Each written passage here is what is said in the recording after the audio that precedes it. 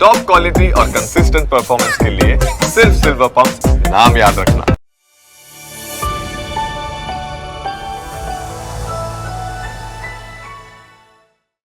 નમસ્કાર દર્શક મિત્રો, અમારી વિશેષ રજૂઆતની સાથે હું છું હેતવી. દર્શક મિત્રો, આજે વાત કરવાની છે કેન્સર વિશે. કેન્સર વિશે આમ તો તમે ઘણા જ બધા ટોક શોઝ જોયા હશે, સાંભળ્યા હશે, પરંતુ આજે આ શોની ખાસિયત એ છે કે ખૂબ જ સરળ ભાષામાં કોઈ પણ વ્યક્તિને સમજાય એટલી સરળ રીતે કેન્સર શું છે, કેવી રીતે તમે એમાં એ સિચ્યુએશનથી બહાર આવી શકો છો, કેવી રીતે તેને ટ્રીટ કરી શકો છો, કયા કયા આયામો તમારે કોઈ પણ કેન્સર પેશન્ટને ધ્યાનમાં રાખવાના હોય, આવી તમામ વિગતો અમે તમને આજે આ કાર્યક્રમ દરમિયાન આપવાના છે. મારી સાથે આ કાર્યક્રમમાં ઉપસ્થિત છે કેડી હોસ્પિટલના senior consultant surgical ઓન્કોસર્જન doctor Somesh ચંદ્રાજી. સોમેશજી, આપનું ખૂબ ખૂબ સ્વાગત છે અમારી સાથે આ ચર્ચામાં. દર્શક મિત્રો, જેમ મેં કીધું કે ખૂબ જ સરળ ભાષામાં આજનો આ શો રહેશે. કોઈ પણ વ્યક્તિને કેન્સર શું છે, ખરેખર બચવું કેટલું સરળ છે, કેન્સર એ હવે કેન્સર શબ્દ એ નથી રહ્યો, આ જ બધી વાતો આજે કરવાની છે. અને આપને જણાવી દઉં કે ડૉક્ટર આપણી સાથે જે સ્ટુડિયોમાં ઉપસ્થિત છે તેઓને 30 વર્ષ કરતાં વધુનો અનુભવ છે આ ફિલ્ડમાં. એટલે આજે તમારા દરેક પ્રશ્નોનો જવાબ અમે આ પ્લેટફોર્મથી આપવાનો પ્રયત્ન કરીશું. તો જે રીતે મેં કીધું, સોમેશજી, 30 વર્ષ કરતાં વધુનો અનુભવ. પહેલાંના સમયમાં કેન્સર જે પેશન્ટ્સને થતા હતા અને અત્યારે જે કેન્સર લોકોને થઈ રહ્યા છે, કેટલો વાસ્ટ ડિફરન્સ જોઈ રહ્યા છો તે લોકોને ટ્રીટ કરવામાં, તે લોકોની મેન્ટલી, તે લોકોની ફિટનેસ, મેન્ટલી લોકોની અવેરનેસ, આ બધામાં, અને આપનો experience through out this 30 years. આપણે જે 30 વર્ષની વાત કરી, હમણાં 2 મહિના પહેલાં એક બહુ પોપ્યુલર જર્નલ છે, સાયન્ટિફિક જર્નલ જામા ઓન્કોલોજી, એમાં છેલ્લા 30 વર્ષમાં અમેરિકામાં કેન્સરમાંથી કેટલા લોકો બચી શક્યા અને કેટલી મોત થઈ, કેટલા મૃત્યુ પામ્યા, એનું એક વિશ્લેષણ થયો છે. અને એનું એક નિષ્કર્ષ એ બહુ સિમ્પલ છે. 30 વર્ષમાં કેન્સરની સારવારમાં ઘણી બધી એડવાન્સમેન્ટ થઈ, બહુ બધી, રોજ નવી એક દવા આવે છે. કેન્સરની સારવારમાં જેટલી શોધ ચાલે છે એટલું કાર્ડિયાક સાયન્સીસ અને ન્યુરો સાયન્સીસ બંને કમ્બાઈન થઈને નથી થતી. તો એટલી બધી એડવાન્સીસ સર્જરીમાં, હવે તમે સાંભળ્યા હશો, રોબોટ આવી ગયો છે, રેડિયેશન થેરપી અને ટાર્ગેટેડ થેરપી, મ્યુનોથેરપી, કેટલી બધી એડવાન્સીસ થઈ. પણ એ 30 વર્ષનું જે પીરિયડ હતો છેલ્લા અમેરિકામાં, અને એમાં કેન્સરનું ઉન્મૂલન કેવી રીતે થયો, એમાં એ જોવામાં આવ્યો કે જે 10 જો જાન બચાવવામાં આવી હોય તેમાં 8 ફક્ત પ્રિવેન્શન અને અર્લી ડાયગ્નોસિસથી થયો છે. સારવારથી બસ 2 જાનો બચી શકે છે. એટલે આ વસ્તુ બહુ સમજવાની જરૂર છે કે ધ બેસ્ટ કેન્સર, આ જે કેન્સરથી ની સામે જીતી જવું, આ પ્રશ્ન કેમ લોકો પૂછે છે? હવે હૃદય રોગની સામે જીતી જવું છે એમ કેમ નથી પૂછતા? મટી તો જશે ને, એવું કેમ પૂછે છે? ડાયાબિટીસ થાય, રોગ લોકો ચેક કરાવે, હેલ્થ ચેકઅપ કરાવે, અને કોલેસ્ટેરોલ કરાવે, અને બ્લડ શુગર કરાવે, અને બધું અબનોર્મલ આવે, અને દવા લેતા હોય. ક્યારે કોઈ નથી પૂછતું કે મારું બ્લડ પ્રેશર મટી જશે ને, મારું ડાયાબિટીસ મટી જશે ને? આ ડાયાબિટીસ અને બ્લડ પ્રેશર મુખ્ય કારણ છે હાર્ટ ડિઝીઝના, મુખ્ય કારણ છે સ્ટ્રોકના, મુખ્ય કારણ છે કિડની ફેલિયરના. ભારતમાં આંકડા જોઈએ, આ સરકારી આંકડા છે, તો રોગના લીધે જે મૃત્યુ થતી હોય એમાં પહેલો નંબર છે હૃદય રોગનો, અને કેન્સરનો 6થો નંબર છે. પણ આ પ્રશ્ન મટી જશે ને, કેવી રીતે જીતી જઈશું, એ બધા પ્રશ્નો ખાલી કેન્સર માટે પૂછવામાં આવે. તો એનો સિમ્પલ જવાબ આ છે. આ 30 વર્ષનું મેં જે શોધની વાત કરી હમણાં, એ બી એ જ કહે છે કે જો કેન્સર ના થાય તો કેન્સરથી કશું ના થાય, તો કેન્સર ના થવા દેવું, એવું કંઈક કરીએ. એવું થઈ શકે? આંકડા કહે છે કે 50% સંજોગોમાં આપણે કેન્સરથી બચી શકીએ. એટલે આજની ચર્ચા આપણે 50% એવા કેન્સર જેનાથી આપણે બચી શકીએ, અને બીજા જેમાં કેન્સર ગમે એટલું કરી આપણે કાળજી રાખીએ અને કોઈ બી પ્રિવેન્શન કરીએ, કેટલું બી હેલ્ધી લાઈફસ્ટાઈલ હોય, કેન્સર તો બાકી 50% થવાનું જ છે. ત્યારે શું કરવું, આ 2 ભાગમાં આપણે ચર્ચા કરીશું. બિલકુલ. એમાં પહેલો જ ભાગ એ લઈ લઈએ કે અત્યારે જે રીતના કેસીસ વધી રહ્યા છે, પહેલાંની કમ્પેરિઝનમાં અત્યારે એ કેસનો આંકડો ખૂબ જ ઝડપથી વધી રહ્યું છે. બીજો પોર્શન, યુવાઓમાં સૌથી વધારે કેન્સર આવી રહ્યું છે, મહિલાઓમાં સૌથી વધારે આવી રહ્યું છે. એના કારણ તમે કેવા જોઈ રહ્યા છો? પહેલાંની જે લાઈફસ્ટાઈલ હતી, અત્યારની જે લાઈફસ્ટાઈલ છે, એમાં આટલો બધો ડિફરન્સ આવી ગયો છે, એ ખરેખર કારણ છે કે પછી અન્ય પણ પરિબળો આપ જવાબદાર ગણો છો?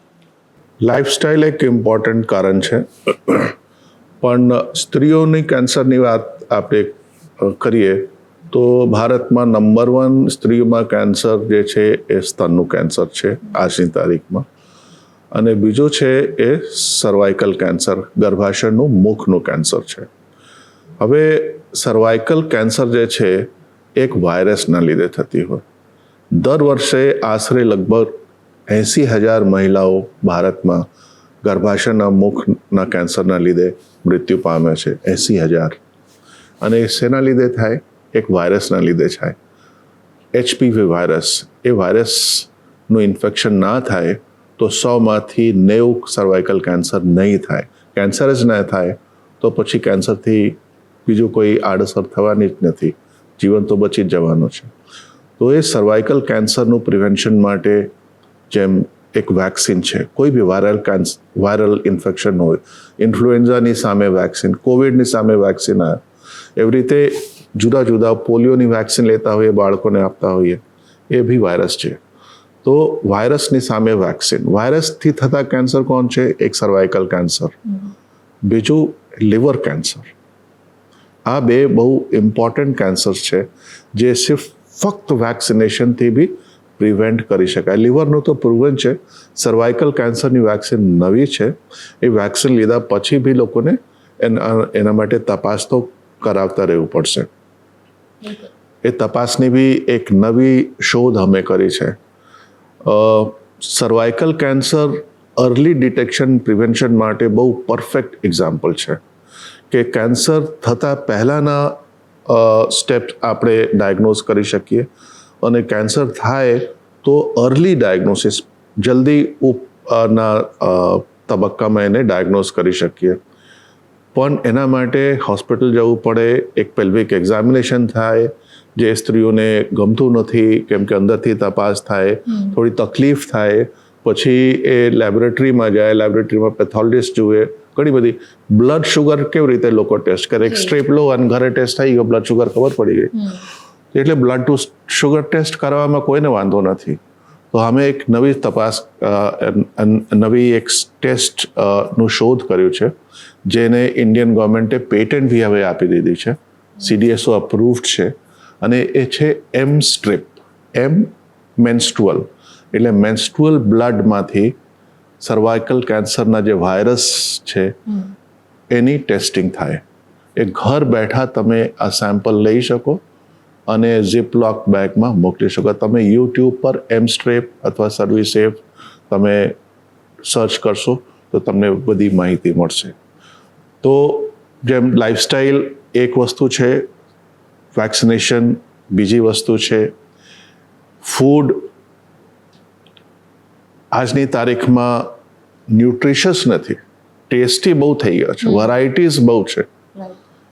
જેટલી વેરાયટી એટલું ડેન્જરસ. પ્રિઝર્વડ અને પ્રોસેસ્ડ ફૂડ્સ આ બહુ હાનિકારક છે. આ બધાથી આપણે બચીએ. અત્યારે આંકડા કહે છે કે 44% ઇન્ડિયન્સ હવે કાં તો ઓવરવેટ છે અથવા ઓબીસ છે, અને ઓબેસિટીના લીધે થતા કેન્સરમાં ગર્ભાશયનું કેન્સર, કિડનીનું કેન્સર, અન્નનળીનું કેન્સર, બ્રેસ્ટનું કેન્સર, કોલોનનું કેન્સર. તો આપણે જ બધું પેદા કરી રહ્યા છીએ અને પછી આપણે જ ભાગવાનો પ્રયત્ન કરી રહ્યા છીએ. તો પ્રિવેન્શનથી 50% આ તો બચી જશે. બાકી જેને થવાનું જ છે કેન્સર, એની ચર્ચા હવે આગળ કરીએ. બિલકુલ.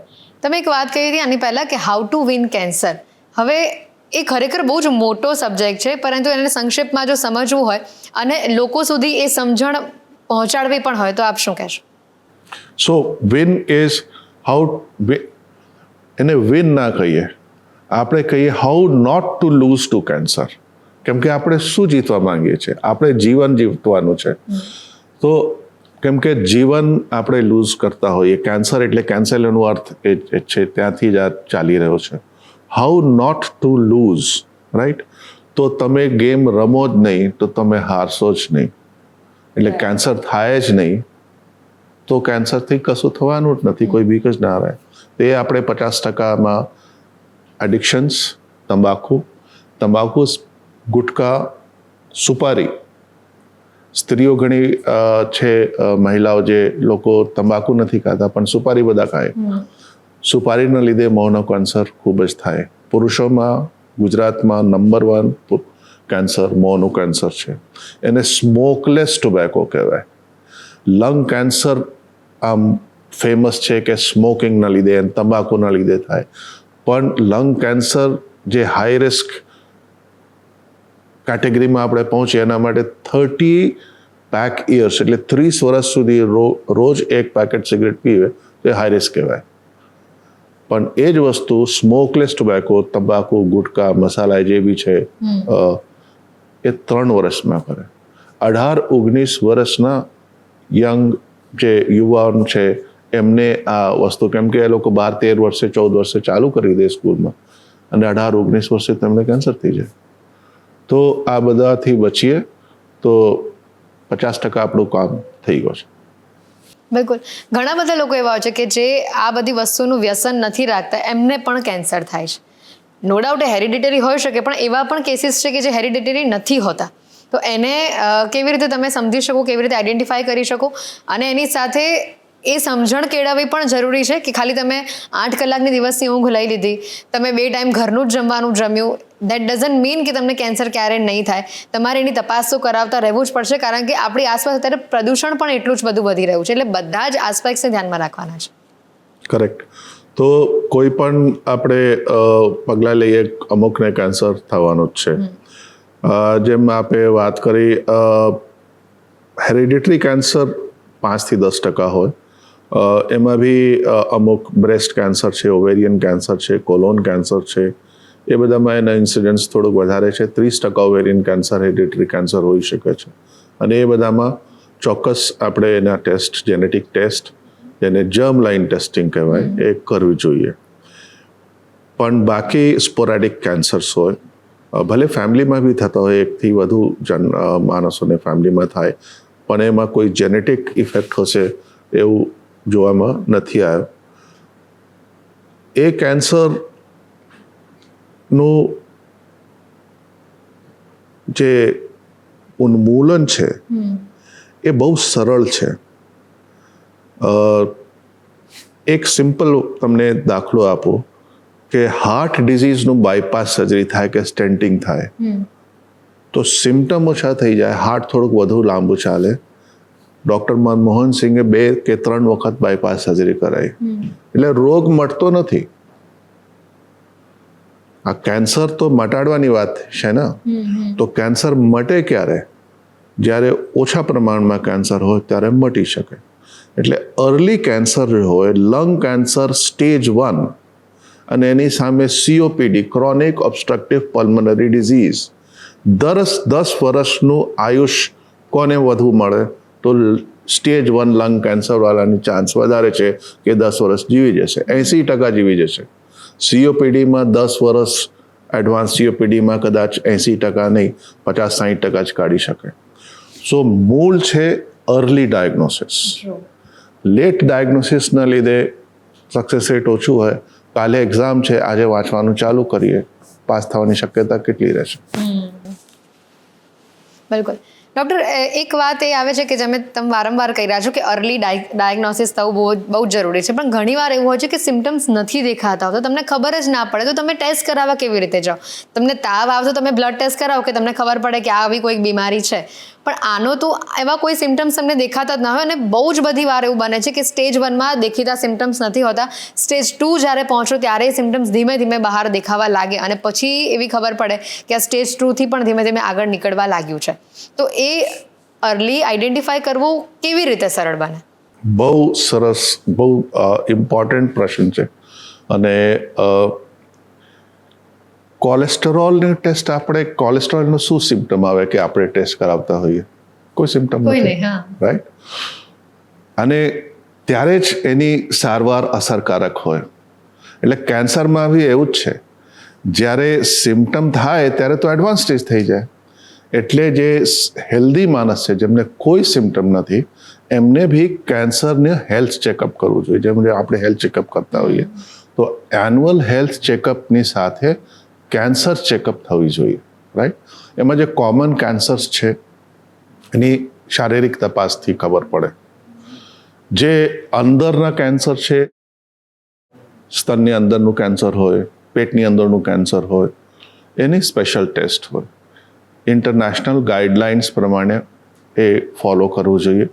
જેમ બ્રેસ્ટ કેન્સરના અર્લી ડાયગ્નોસિસ માટે 40 વર્ષથી વધુ ઉંમરની સ્ત્રીઓને 2 વર્ષે મેમોગ્રાફી કરાવવી જોઈએ. આ એક સ્ટેન્ડર્ડ ગાઈડલાઇન છે. હવે મેમોગ્રાફી કેવી હોવી જોઈએ, એમઆરઆઈનો શું રોલ છે, એના ડિટેલ્સ એ ડૉક્ટર સાથે આપણે ડિસ્કસ કરી શકીએ. મારા એક જનરલ ગાઈડલાઇન છે. સર્વાઇકલ કેન્સરની મેં વાત કરી. સર્વાઇકલ કેન્સરનું તો એક વખત ટેસ્ટ કરાવો, HPVનું ટેસ્ટ કરાવો, નેગેટિવ આવે પછી 5 વર્ષ સુધી શાંતિ, પણ એ બી નથી કરતા. કોલોન કેન્સર, મોટા આંતરડાનું કેન્સર કોમન છે. સ્ટૂલ ટેસ્ટથી થાય અથવા એક દૂરબીન તપાસ 50 વર્ષથી વધુના બધા સ્ત્રીઓ અને પુરુષો બધાને એક વખત દૂરબીન તપાસ કરાવવી જોઈએ. એ નોર્મલ હોય 10 વર્ષની શાંતિ. દર વર્ષે કોલેસ્ટ્રોલ કરાવવા જેવું છે જ નહીં. એવી રીતે પુરુષોમાં પ્રોસ્ટેટનું કેન્સર માટે એક બ્લડ ટેસ્ટ છે, જેને PSA કહેવાય, પ્રોસ્ટેટ સ્પેસિફિક એન્ટીજન. એ એકદમ કેન્સરના ચિહ્ન નથી, પણ એનું અમુક લેવલથી વધારે થાય તો કેન્સર માટે વધુ તપાસ કરવી જોઈએ. ડૉક્ટર, ઘણા બધા કદાચ કેન્સર પેશન્ટ સુધી પણ જો આજની આપણી વાત પહોંચતી હોય, તો તમારી આટલા વર્ષોમાં કોઈ એવી વાત કે કોઈ એવી ટ્રીટમેન્ટ તમે કોઈની કરી હોય કે જે એકદમ અજંપા ભરી હોય, કદાચ ક્યોર ન થઈ શકવાની કન્ડિશનમાંથી પણ એ વ્યક્તિ બહાર આવી ગયું હોય? એટલે લોકોને ખાલી આપણે પોઝિટિવ મેસેજ જ આપવા માંગીએ છીએ કે ડરી ન જાઓ કેન્સરથી. અર્લી ડાયગ્નોસિસ જેટલું જરૂરી છે, એટલી જ થ્રુ ધ ટ્રીટમેન્ટ તમારે એટલું જ પેશન્સ અને એટલું જ પોઝિટિવ પણ રહેવું જરૂરી છે. એટલે એવો કોઈ કેસ તમારો તમને ધ્યાનમાં હોય તો? એ હવે એટલું રેર નથી એ વસ્તુ હવે કે એડવાન્સ ડિઝીઝ હોય, ડિફિકલ્ટ સિચ્યુએશન હોય અને એમાંથી દર્દી બહાર આવી ગયો. એ અમારા માટે એવી કોઈ બહુ વિચિત્ર વસ્તુ નથી. રોજિંદાની પ્રેક્ટિસમાં આવતો જોવામાં આવે. અને એનો સિમ્પલ દાખલો એવી રીતે તમને સમજાવું કે જે કેન્સર 4થા તબક્કાના હોય, એટલે આંતરડાનું કેન્સર લીવરમાં ફેલાઈ ગયું હોય, અથવા બીજો કોઈ કેન્સર લંગ્સમાં ફેલાઈ ગયો હોય, એવા કેન્સરો પણ મટી જાય છે. આજની તારીખમાં ઓવેરિયન કેન્સરની વાત કરીએ, અંડપિંડ, સ્ત્રીઓમાં અંડપિંડનું જે કેન્સર છે, 70% કેન્સર સ્ટેજ 3માં જ્યારે પેટની અંદર ચારે બાજુ ફેલાઈ ગયું હોય, એ પરિસ્થિતિમાં એની ડાયગ્નોસિસ થતી હોય છે. અને એ પરિસ્થિતિમાં તમે કદાચ રક્તબીજનું નામ સાંભળ્યા હશો. રક્તબીજ એક દાનવ હતો, જેનું એક ટીપું બ્લડ, લોહી જમીન પર પડે તો ત્યાંથી બીજો દાનવ પેદા થઈ જતો. આ કેન્સર એવી રીતે ફેલાય. પેટમાં એક જગ્યા નાનું એક કોષ ક્યાં જઈને ચોંટી જાય અને પછી ત્યાં ફેલાય. અને ચારે બાજુ પેટમાં, આંતરડા ઉપર, લીવર ઉપર, બરોડ ઉપર, બધે આ ફેલાઈ જાય. એટલું બધું રોગ બી મટી શકે છે. એના માટે સાઇટોરિડક્ટિવ સર્જરી બહુ એક્સટેન્સિવ સર્જરી છે. એ એક સર્જરી નથી. એમાં ખાલી અંડપિંડ અને ગર્ભાશય નથી કાઢવામાં આવતું, એમાં આંતરડા બી નીકળે, બરોડ બી કાઢવામાં આવે, ગોલબ્લેડર બી કાઢવામાં આવે. ટૂંકમાં બહુ કોમ્પ્લેક્સ સર્જરી થઈ. અને પેટની અંદર હાઈ ટેમ્પરેચર પર કેમોથેરાપી, જેને હાઈ પેક કહેવાય, એવી પરિસ્થિતિ, એવી સારવાર કરવી પડે. તો જુદી જુદી સારવાર હવે ઘણી બધી ડેવલપ થઈ ગઈ છે, જે એડવાન્સ કેન્સરમાં બી અસરકારક સાબિત થાય છે. નવી ટેકનોલોજી આવી ગઈ છે, એન્ડોસ્કોપિક સર્જરીઝ છે, મોઢાની અંદર રોબોટ મૂકીને ગળાને કેન્સર કાઢી નાખો, એવા ઘણા બધા એડવાન્સમેન્ટ્સ છે જેમાં એડવાન્સ્ડ કેન્સરને બી કંટ્રોલ કરી શકાય અને સાથે સારું જીવન પણ લોકોને મળે. જડબાનું કેન્સર, જડબું ખવાઈ ગયું હોય, સ્ટેજ 4 કેન્સર, હવે એવી સર્જરી શક્ય છે કે સામેથી જોશો તો ખબર બી નહીં પડે કે કઈ બાજુ જડબુંનો કાઢવામાં આવ્યું છે. તો ટ્રીટમેન્ટ હવે બહુ એડવાન્સ છે, પણ સ્ટીલ બેટર એ જ છે કે એટલું એડવાન્સ્ડ ના જવા દઈએ. એટલું એડવાન્સ કેમ થઈ જાય છે? એક કે દર્દી નેગ્લેક્ટ કરતા હોય, શરીર સિગ્નલ આપતું હોય પણ આપણે પેટમાં આ તો બહાર ખાઈ લીધું એટલે પેટ ફૂલી ગયો છે, અથવા ઊંઘ નથી આવી એટલે પેટ ફૂલી ગયું, 10 બહાના આપણે કરતા હોઈએ અને પછી ખબર પડે કે એડવાન્સ કેન્સર થઈ ગયો છે. 3 મહિના પછી આપણે તપાસ કરાવીએ. તો એક દર્દીના લેવલ પર જે ડિલે થાય, અને બીજું એમના ફેમિલી ફિઝિશિયનના લેવલ પર ડિલે થાય. આ ડિલેને આપણે કર્ટેલ કરીએ તો અર્લી ડાયગ્નોસિસ થઈ શકે. બિલકુલ. એટલે ટૂંકમાં વળીને ફળી અમે એક જ વાત કહી રહ્યા છીએ કે અર્લી ડિટેક્શન ખૂબ જ જરૂરી છે. આની સાથે હવે વાત કરીએ વેક્સિનેશનની. આપણને બધાને ક્યાંક ને ક્યાંક ખબર છે કે કેન્સર માટેની વેક્સિન આવી ગઈ છે, પણ એ વેક્સિન કોણ લઈ શકે, ક્યારે લઈ શકે, કેટલા વર્ષ પછી કે કેટલા વર્ષ સુધી લેવાની હોય તેની જાણ નથી. તો ડૉક્ટર, ખાસ વેક્સિન વિશે શું કહેશો આપ? વેક્સિનમાં હેપેટાઇટિસની વેક્સિન બધાને લઈ લેવું જોઈએ, એ બહુ જરૂરી છે.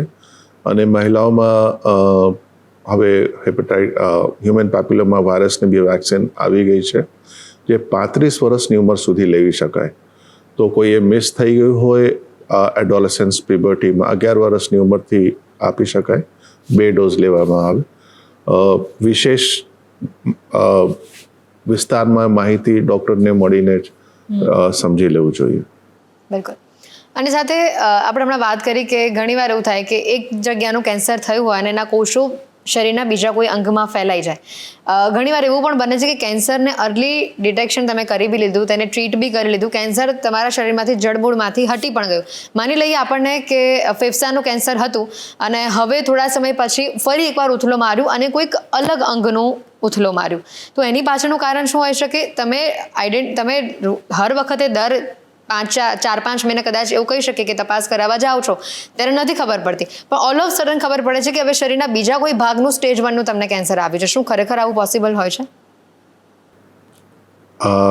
એકદમ પોસિબલ હોય છે. અને જ્યારે એમાં 2 પરિસ્થિતિ હોય. એક કે જૂનું કેન્સર ફરીથી ઉથલું મારે, અને બીજું કે એક નવેસરથી નવું કેન્સર થયું હોય, જેને સેકન્ડ પ્રાઇમરી ટ્યુમર કહેવાય.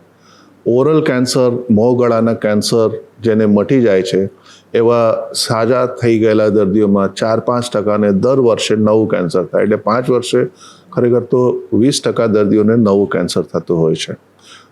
નવું કેન્સરની સારવાર નવી રીતે થાય. પણ એ જે તમે વાત કરી કે થોડા ટાઈમ પછી જે રોગ ઉથળ મારે એ કેમ થતું હોય છે, તો આ સમજવું જરૂરી છે કે કેન્સર કંઈક બહારથી આવેલો રોગ નથી. હું કાયમ કહું છું, કેન્સર ઇઝ યુ. કેન્સરના કોષોની તમે DNA ટેસ્ટિંગ કરશો તો એમાં તમારું જ આઈડેન્ટિટી મળશે. એટલા માટે કેન્સર આપણા શરીરમાં રહી શકે. એક માણસનું કિડની, એક માણસનું લીવર, એક માણસનું હાર્ટ બીજા માણસમાં મૂકી દઈએ તો એ જીવતો નથી, મરી જાય છે. બોડી એને રિજેક્ટ કરે છે, પણ આપણું શરીર કેમ એને એક્સેપ્ટ કરે છે, સ્વીકાર કરે છે, એમને ગ્રો થવા માટે મોકો આપે છે, કેમ કે એ આપણા શરીરનો જ પાર્ટ છે. તો આ વસ્તુ સમજવી બહુ જરૂરી છે. આની સાથે હવે પોસ્ટ કેરની પણ વાત કરીએ, કારણ કે એ પોસ્ટ કેર જો તમે બરાબર નહીં લીધી હોય તો પૂરેપૂરા ચાન્સીસ છે કે તમને ઉથલો મારશે જ. તો એ પોસ્ટ કેરમાં કઈ કઈ બાબતોનું ધ્યાન રાખવું, કારણ કે એક એવી માન્યતા આવી જાય છે કે એકવાર કેન્સર થયું, ભલે હું કેન્સરમાંથી બહાર નીકળી પણ ગઈ, પણ તમે એવી માનસિકતા સાથે જીવો કે મને ફરીથી ઉથલો મારશે જ એટલે મારે આવું નથી કરવાનું, અથવા તો આવું કરવાનું છે, તો એ તમને ઓબ્વિયસ છે કે ઉથલો મારશે. તો એના માટે પેશન્ટ્સે શું કહેશો, અને ખાસ કરીને ફેમિલી મેમ્બર્સને? હેલ્ધી લાઈફસ્ટાઈલ તો ચોક્કસ લીડ કરવી જોઈએ. પોસ્ટ કેરનું એક જે 30 વર્ષમાં હું જોઉં છું કે એક વખત કોઈની સારવાર લીધી હોય કોઈ કેન્સરની, પછી ફેમિલી એને એવી રીતે પ્રોટેક્ટિવ થઈ જાય કે તમારે આમ નહીં કરવાનું, મળવાનું નહીં, આ નહીં ખાવાનું, બોલવાનું નહીં, તો લાઈફ એમનું નોર્મલ રહેતો નથી. કેન્સરની સારવાર, કોઈ બી સારવાર, કોઈ બી રોગની સારવાર એટલા માટે હોય કે રોગ મટી જાય અને માણસ સારી રીતે જીવે. એટલે સારી રીતે જીવે, તમે જે માનસિકતાની વાત કરી, જે વ્યક્તિની મનની અંદર એમનો વિચારો એવા જ હોય કે હું આમ કરીશ એટલે ગડબડ થઈ જશે, હું તેમ કરીશ એટલે ગડબડ થઈ જશે, એ બીકમાં જે જીવતા હોય એ માનસિકતા સારી નથી. હેલ્ધી લાઈફ લીડ કરવી જોઈએ. જેટલું નોર્મલ એક્ટિવિટી પહેલાં કરતા થાય, જેટલું શક્ય હોય બધું કરવું જોઈએ. હા, એડિક્શન્સથી ચોક્કસ દૂર રહેવું જોઈએ. મટી ગયો એટલે ઘણી વખત લોકો પૂછતા હોય કે હવે હું ફરીથી અઠવાડિયે એક પેગ પીવું તો ચાલે? હું કહું કે તમે પોલીસવાળાને જઈને પૂછો કે હું એક વખત સિગ્નલ તોડું તો ચાલે? સાચી વાત છે. આની સાથે અંતમાં આપ દર્શકોને મેસેજ શું આપવા માંગશો? 50% કેન્સર થવાના જ છે. 50%થી આપણે બચી શકીએ. જે કેન્સર થવાના છે એમાંથી કેવી રીતે બચીએ? અર્લી ડાયગ્નોસિસ, હેલ્થ ચેકઅપમાં થાય અર્લી ડાયગ્નોસિસ. સિમ્ટમ માટે કોઈ તકલીફ થશે અને પછી હું તપાસ કરાવીશ, એ મોડું થઈ ગયું હોય. જેમ કોલેસ્ટ્રોલની ચેક કરાવતો હોય, બીપીની ચેક કરાવતા હોય, શુગરની ચેક કરાવતા હોય, એવી રીતે એન્યુઅલ હેલ્થ ચેકઅપ સાથે કેન્સર ચેકઅપ કરાવું છું. દર્શક મિત્રો, આજની આ ખાસ રજૂઆતમાં મુદ્દો એ જ હતો કે કેન્સરને તમે સમજો, અવગણશો નહીં. અર્લી ડિટેક્શન બહુ જ જરૂરી છે. સિમ્ટમ્સ ન દેખાય તો પણ કેટલા વર્ષે તમારે કયું ચેકઅપ કરાવવાનું, કઈ રીતે તમારે કેવી વેક્સિન લેવાની છે, કેટલા સમયગાળાની અંદર. જો તમને કેન્સર છે, તમારા ફેમિલીમાં કોઈને કેન્સર છે, તો પોસ્ટ કેર કેવી રીતે રાખી શકો છો અને હાઉ ટુ વિન કેન્સર, આ એક મહત્વની વાત જેના પર આપણે ચર્ચા કરી. ડોક્ટર સોમેશ આપણી સાથે ચર્ચામાં જોડાયા હતા. આપને ખૂબ ખૂબ આભાર. તો દર્શક મિત્રો, હાલની આ ચર્ચામાં મને આપશો રજા.